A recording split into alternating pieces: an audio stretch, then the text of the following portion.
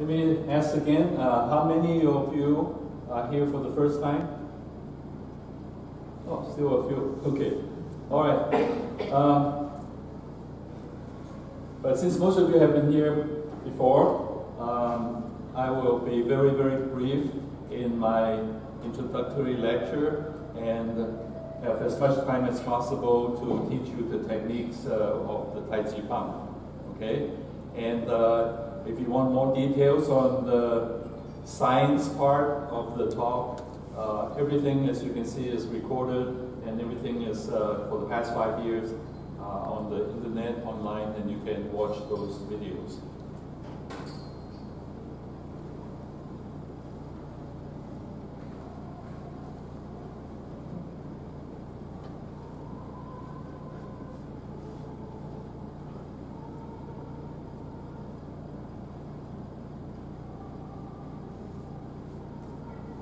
So again, we're honored to have this series in its 5th year now. Series number 4 is presented by the South Coast Chinese Cultural Association, as well as UC Irvine's Susan Samueli Integrative Health Institute. And we're grateful for the financial support to rent this nice room.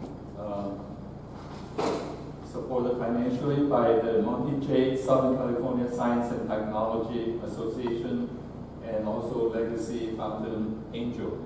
I'm a volunteer here, and I'm happy to be here as a representative of the association as well as the institute at UC Irvine. So just to give you a preview of what's going to come up, as you can see, today is session number 6.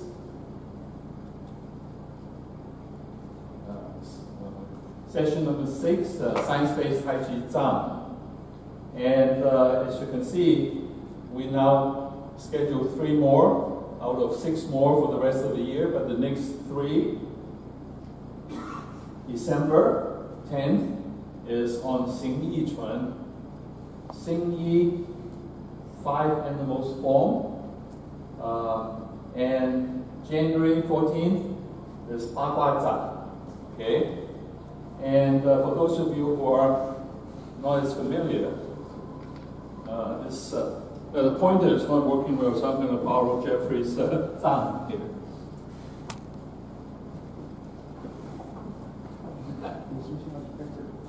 Huh?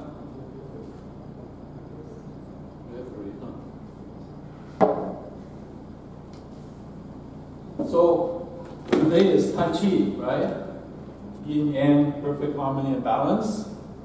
Now, in Chinese martial arts, mind-body practices, it's a trinity of 3 different styles. Okay, Tai Chi is one of the 3. The other one is Xing Yi.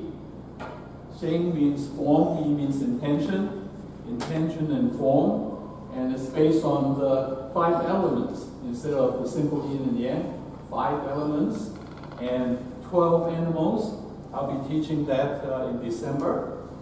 And then in January, we move on to something even more complicated, the Pa Gua Zhang. You know, this is Pa Gua is the 8 trigram, and it's derived from the Tai Chi into the 8 different forms. So those are coming up, and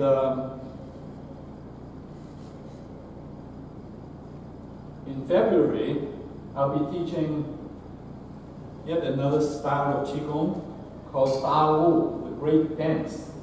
And this is based on this artifact from 5,000 years ago.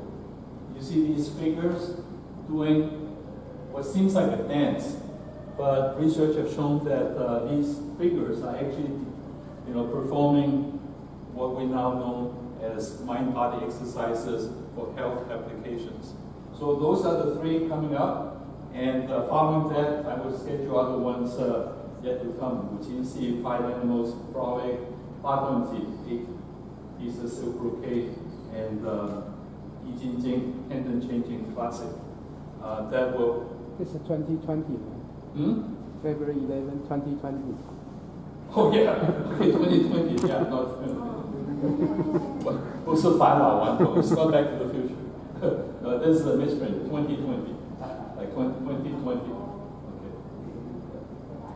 Okay, so that will end the year, what we call academic year, end in June. Next. So a very quick review on the science of how come doing these exercises are good for you. Now, so mind body exercises in Chinese classified as Qigong, and Tai Chi is one of the most well-known of the so-called Qigong exercises, and they're characterized by the integrated regulation of mind, body, and breath. So in terms of regulating the mind, why is that a good thing?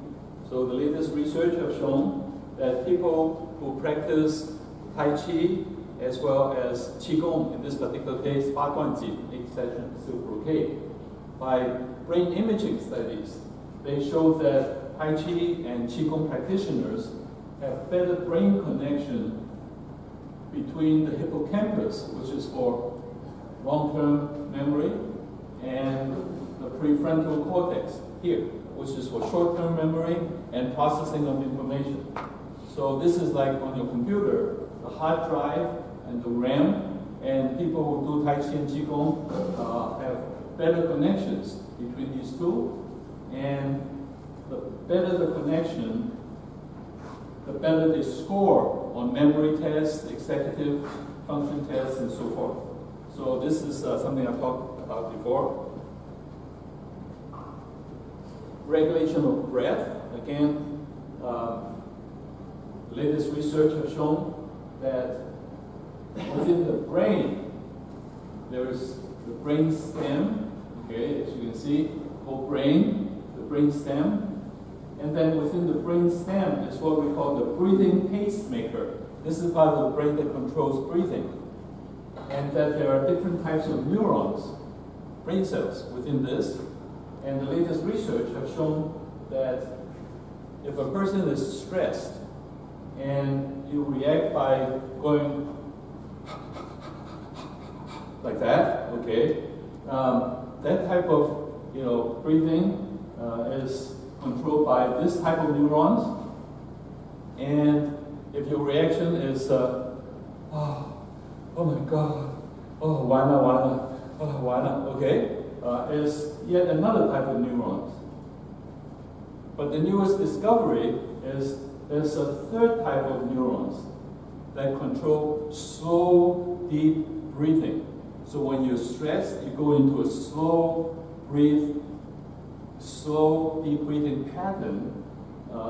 These neurons will pass the signal onto another part of the brain called locus coeruleus. And this is the part of the brain that reacts to stress. Normally, it sends out epinephrine or adrenaline to excite the whole body. But when you breathe slow and deep, it sends the signal to turn down the secretion of adrenaline and make you calm down and not be as stressed.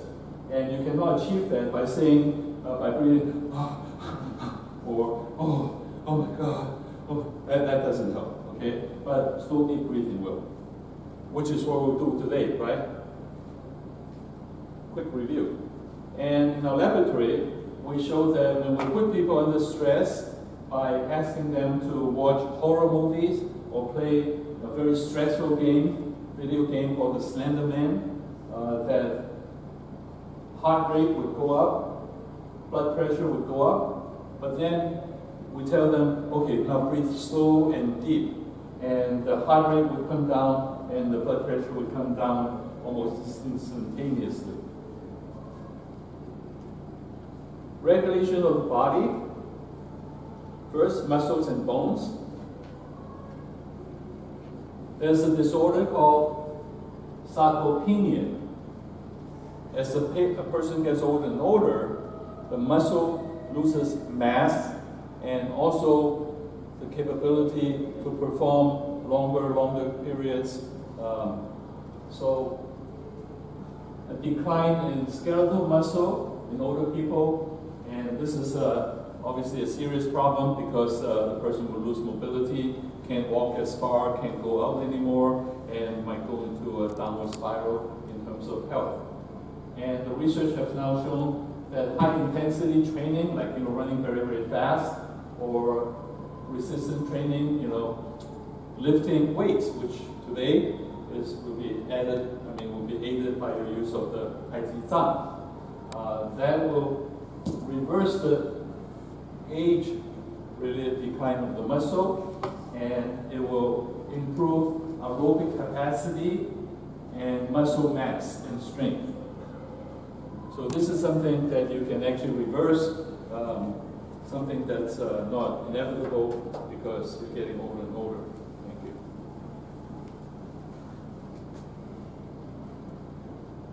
All right, back to electronic. Doesn't work.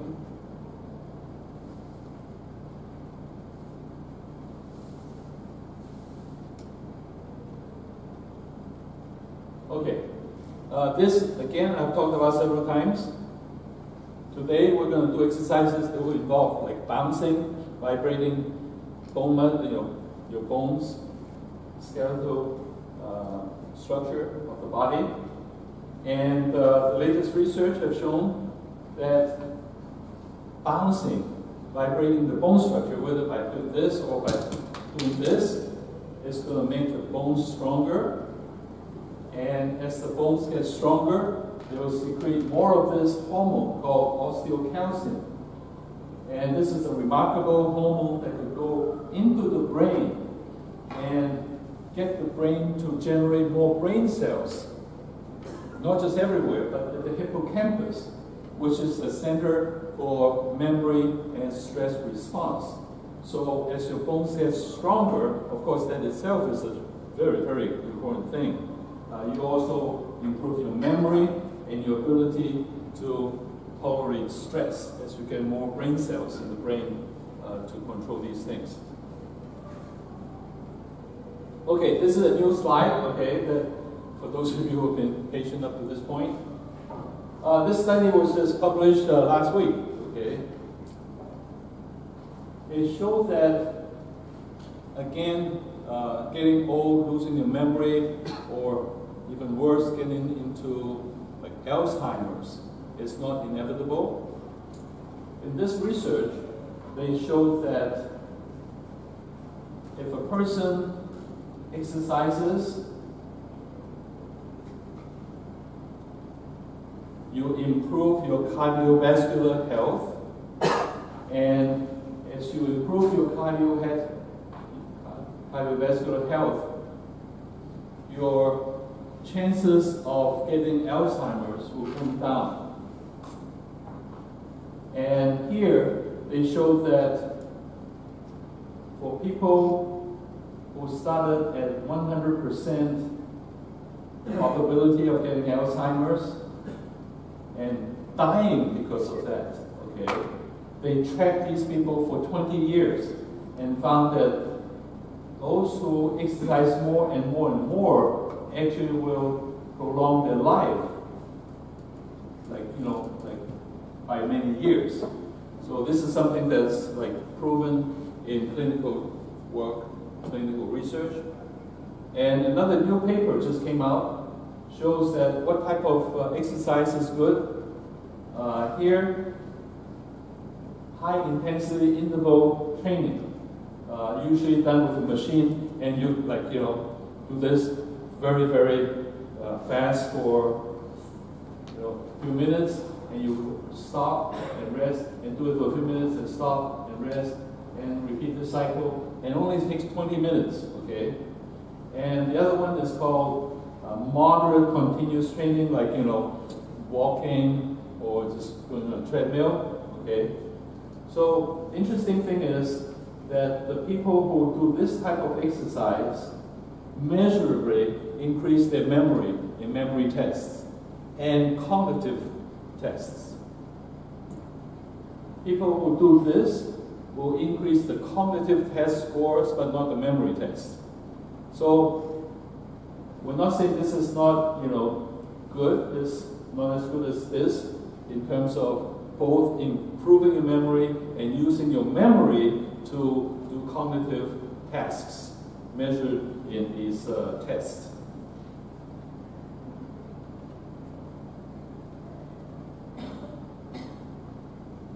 Let's skip some of this.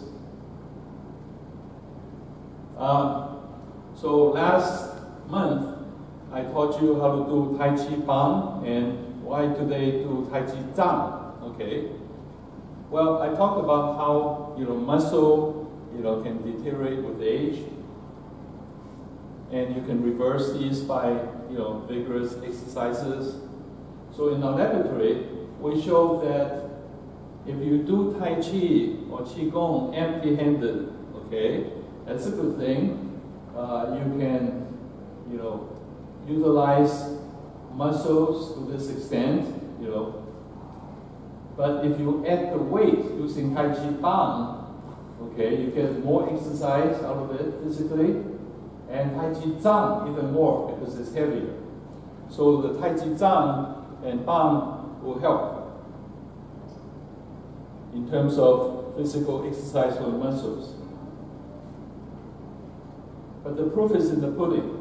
We measure blood flow in the body, and this is doing empty-handed. This is using Tai Chi Bang. See significant increase in circulation in the body, and Tai Chi Zhang. And interestingly, here we use a very, very heavy object, like a dumbbell, and it doesn't add any more benefits to this. So the Zhang is about as heavy as you would like. Connective tissues, I talked about this already. Stretching will reduce pain and inflammation because you stretch the connective tissues, and the cells that are bound to the connective tissues called fibroblasts, the cell fibroblasts will secrete ATP, which will bind to receptors to reduce pain and inflammation. I talked about that many times already. Acupuncture points, we're going to stimulate acupuncture points with the zhang. And in our research, we showed that if you put pressure, not without needle, just finger pressure on like 5 of these different acupuncture points, blood flow will increase 4, 5, 6-fold, okay, for the next hour. And interestingly, if you press 1 centimeter to the left, to the right, to the higher to the top, it doesn't happen. You have to hit that spot, okay?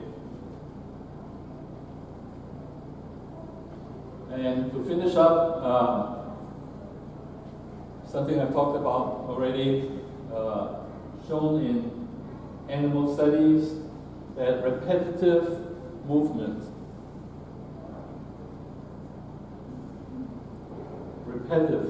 like do this like 20 times, 30 times, this will increase serotonin activity in the brain to make you feel good, to make you sleep better, improve your mood. And deep breathing will also achieve the same thing. And I will finish up with 3 new slides I've added on work that's just,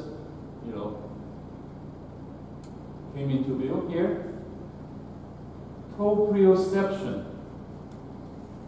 Proprioception means you're sensing which part of the body is where. Okay, when you move, or when you do Tai Chi, these complicated movements, your body can sense, what you're doing, and how does it sense what you're doing?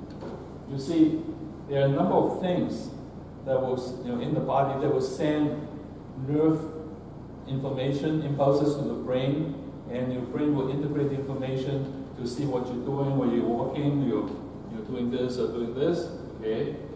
And first of all, inside a piece of muscle here, muscle spindle has these nerves. And when the muscles contract, they send the information up to the brain. Also, the so-called the tendon area, there are also nerves going up to the brain. And also, on joints, okay, joints. They also send information there. So proprioception is very important if you want to stay stable and not fall. And